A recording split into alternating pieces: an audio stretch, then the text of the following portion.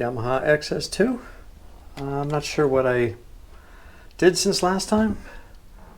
I don't think I had the headlight in there, all the wiring connected. I got the rear fender on. Got to put the rear lens on still. But it's getting close to needing an engine. So today I've got the cylinder head here. Not the cylinder head. Today I've got the cylinders here. And they're pretty dirty. I've been cleaning them up some. Now you might think that all XS650 cylinders are the same, but that's not the case. One major difference is where the cam chain tensioner goes, there's 6 holes on these, on 72 and up, where there's only 4 holes on these. So yeah, you'll know if you have a later cylinder or not on one of those engines. And of course, we all know the heads are different because 7071 are the only ones that have this front left side with a 3-bolt cap, and the heads 72 and up 4-bolt. All right, so I'm going to be cleaning this, and then we have to hone them. I've already measured them. They seem to be good. I'll hone them.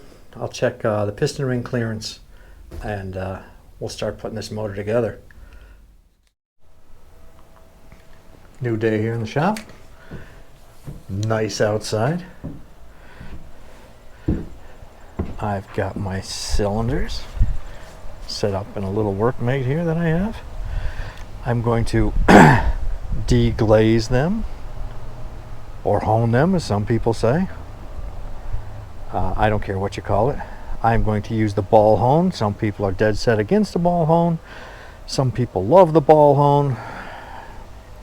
Others only go by the 3-legged ones with the stones. You know what? As long as it puts a crosshair patch in there, I'm fine with it. I've used the ball type on the engine of the XS1, and perfect. No smoke, nothing. So let's get set up and let's do this. So one thing you want to be sure is that you get the correct size ball hone for the cylinder, because they make them in different sizes, and you want to make sure that you get the one that's right for your cylinders. Of course, a drill. Get your cylinders set up somewhere nice and easy. We can go in. Never stop the hone mid and then pull it out. Always keep it going till you're done and pull it out. Cover this liberally with oil. I'm using like lawnmower oil, a 30 weight oil. And yeah, so I'm going to plug this in and we're going to get started. It shouldn't take more than, I don't know, 45 seconds. We'll pull them out and check them every now and then. It shouldn't take more than like 45 seconds per cylinder.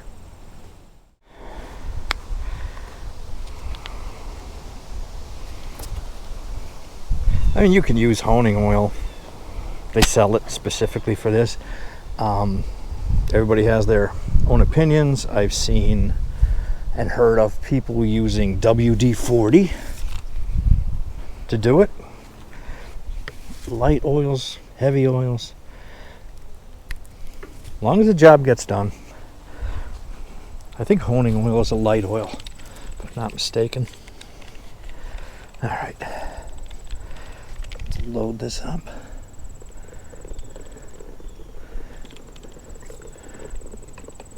Liberally.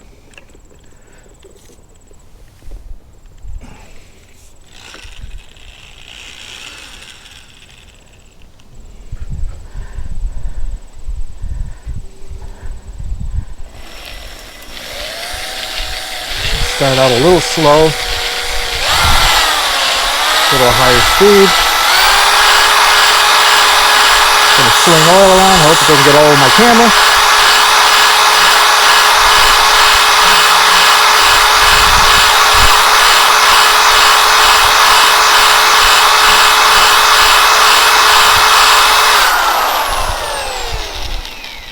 do the other one.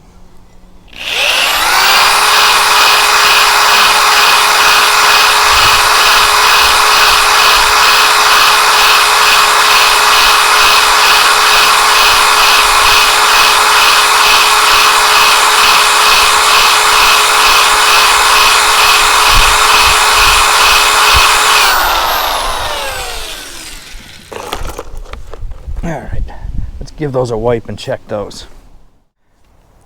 I don't know if you're going to be able to see what I see. But yeah, they came out good. Now we have to really clean them well. I've got some gunk engine cleaner, which I'm going to clean the whole thing again anyway. Scrub it down and clean the inside of them. Then we have to oil them so they don't rust, and we'll take care of that next. Well, I don't have access to vapor honing or soda blasting or anything, you know, remotely close to that type of cleaning. What I do have access to are a scrub brush, some gunk engine cleaner, a hose, and some paint. So let's get these things cleaned up. So this is when having some good white towels comes in. So you can make sure that you've left no dirt or metal or anything inside your cylinders. Make sure you just keep washing them and washing them and washing them until they're clean. And you should be okay. Next thing is this tensioner here. I don't know if you can see it, but there's like a chunk missing on it. That's where the little rod goes to put tension on the chain that rides along here and in this wheel. The rest of it looks good, but this piece, I think it's rubber, but this piece, yeah, is missing a chunk and it looks pretty worn. I was able to find them. I had to buy 3 of them, which is fine because I do have 2 other bikes. But I've never replaced one of these. I'm not sure how to get it out because this is all riveted together. So I'm hoping it pries out and you just pry a new one in. No. Let's give it a go.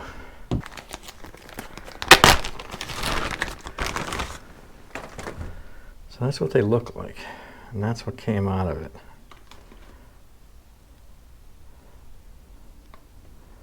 I'm guessing that's that end.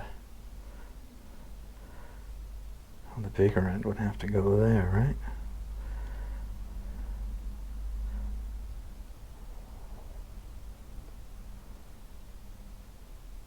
Huh. Maybe that's not the right part. I'll have to do some more investigating on this. They look right, but it doesn't look like they're going to fit right. All right, I'm going to have to do some more investigating on this. Another new day for me. I've got XS2, XS1B, XS1 all lined up.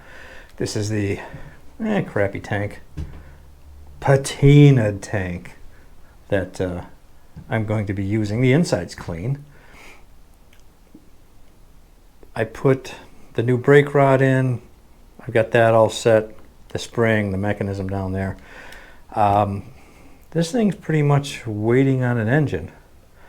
And that's where this comes in. This is the numbers matching engine to that bike. I did the bottom half years ago. You saw me hone the cylinders out. I took the old pistons, slid them down in and measured the gap between the cylinder wall and the piston skirt, and we're good there. So really all I need to do is put some rings in it, put those back in, the new clips, and I'll have that done. I got to put the cam chain adjuster down here. Cam chain adjuster in, which I'm going to probably have to get another one because I cannot find that piece that goes in here. I was going to use one from the XS1. It's 4 holes compared to the 6 holes. But they do line up and it won't leak because this is still a square channel. The problem is is the one from the XS1 is much wider. This is much wider, if you can see it, than this. And this will not fit through that narrow opening there where it needs to go. So for some reason they made a change and narrowed everything down. So I'm going to be looking for an XS2 cam chain tensioner. Figures I'd have 3 of the other ones. Also the cam chain slide that goes there. I got to put that in first before I slide it down in. What else am I going to have to do? The gaskets, I always spray them with copper spray. The base gasket and the head gasket. I got to get my studs in there. My dowels. And I should be getting this top half done. Bottom half's got all new seals. Yeah, so let's get you set up and I'll start doing that. I did get another tensioner. This one has a good rubber block in there. So guy didn't scrape the gasket off for me though, unfortunately. So we got that. We got some new wrist pin clips. We got our rings, we got to clean up the pistons, and we can start putting this cylinder on. There may be 1 or 2 more things I got to do in the meantime, but let's get going. I dragged out an old bench grinder that's got a wire wheel on it, and I kind of did the top of the pistons. Well, they're not the greatest job, but you got most of the stuff off. Now, take a piece of broken ring and just run it through the grooves. Get out any crap that's in there before you put the new rings in. And you'll see you get some stuff coming out of them. And do that. Look at that. That's a pretty good chunk of stuff. Do that till they're pretty clean. Shouldn't be too much in there, I guess. I don't know. All right. On to the next thing. Okay, what we're going to do is we have a new set of piston rings here.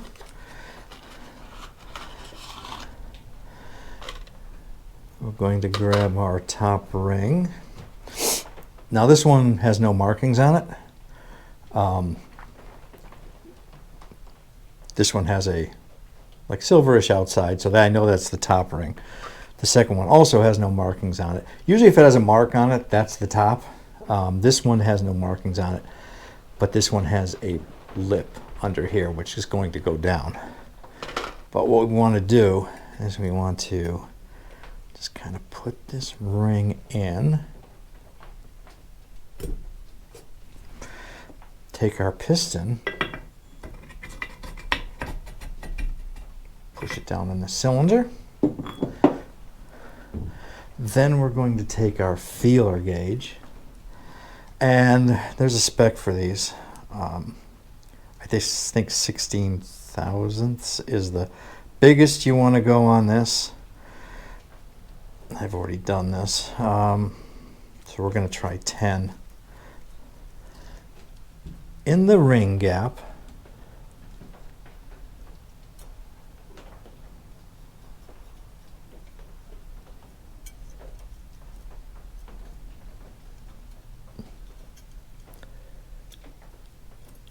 and that's snug right there. So that lets me know that this one is good. Take it out.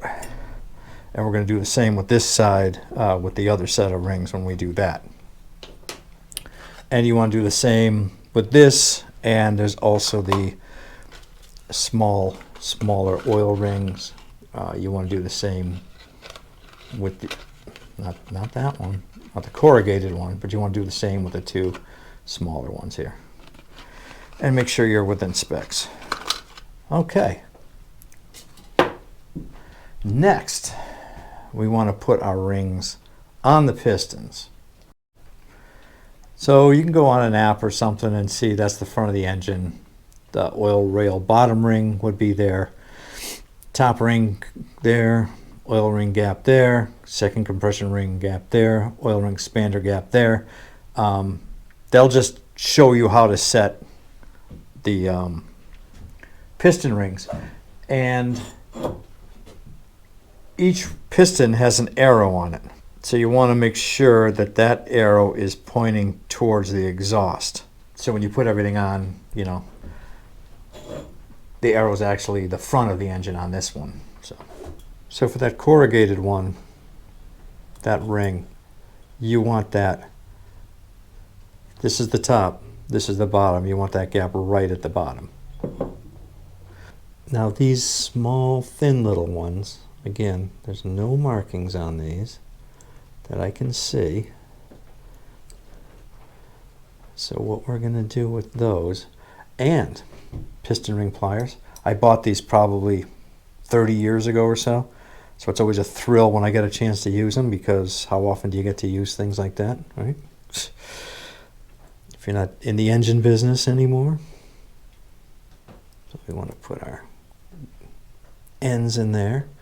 And let's see, our bottom oil rail gap wants to be over here. We're going to expand this, hopefully without breaking it, over the piston.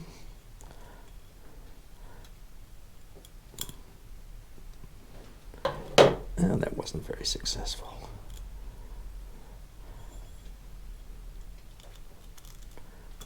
There we go. All right, so we want that gap without moving the other one over here. We want our next ring, the oil rail top, to be on this side.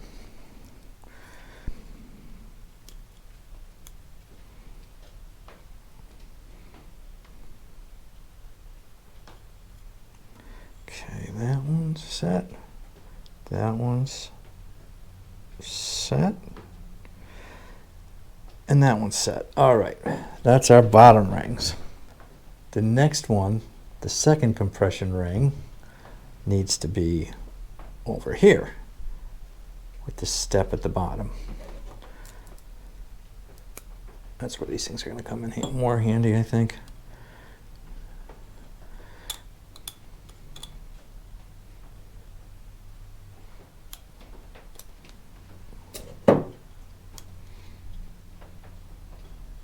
Right about there.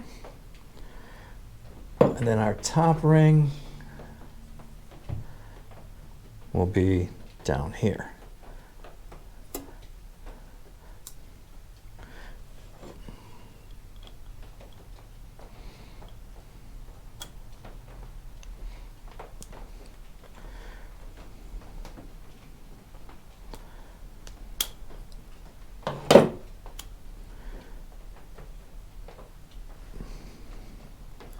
Okay, is that right?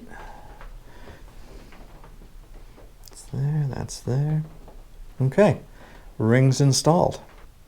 Okay, with our piston rings installed, our inner clip in, we want, let's see, I think I'll put a little bit of oil on these rings.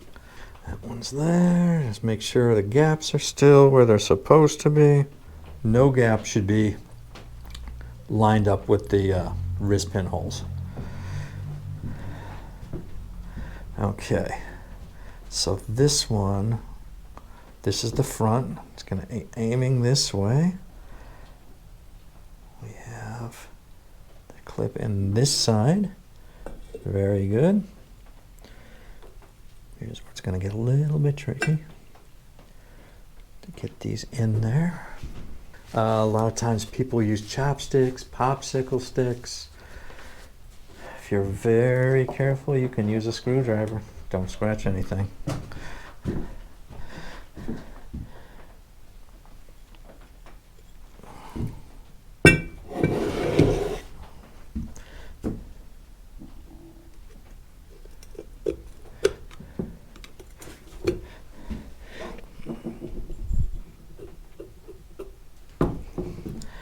Get to the next one.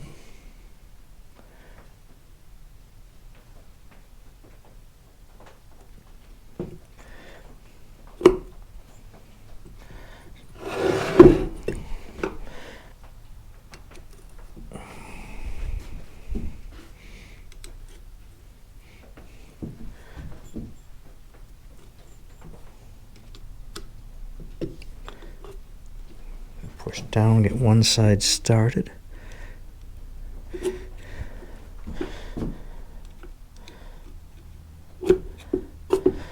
Okay.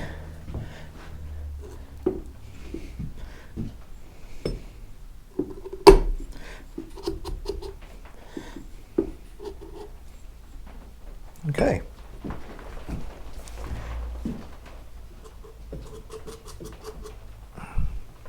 Now we do the other side.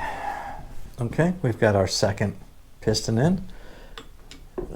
Slide the wrist pin in, just so it leaves a gap. Get them both in. And that's where I'm going to leave it for now. Next time we'll be putting the cylinder on. Kind of run the cam chain up. Got to start working on the cylinder head. Yeah, got a lot to do. All right, hope you've enjoyed it. See you again.